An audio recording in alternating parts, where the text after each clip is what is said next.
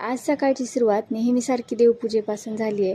तर देवपूजा झाली, त्यानंतर लगेच स्वयंपाकाला लागली. स्वयंपाकामध्ये मी गिलक्याची भाजी कोरडी बनवून घेते आणि आंब्याचा रस, बटाट्याचा पराठा आणि पोळी असं बनवते.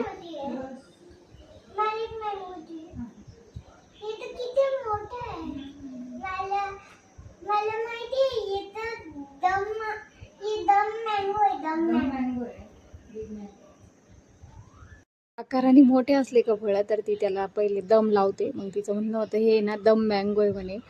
ह्या सीझनमध्ये मी पहिल्यांदाच बनवते आंब्याचा रस पोळी हे जेवण. तर जास्त मलाही नाही आवडत, पण मग म्हटलं चला काहीतरी नवीन करूया.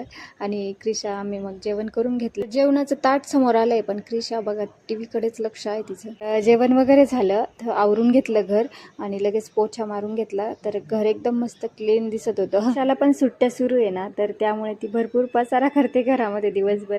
आणि खरंच सांगू का, हे रोजचं रुटीन जरी असलं ना तरी आपल्या माणसांसाठी प्रेमाने केलेलं काम कधीच बोर वाटत नाही.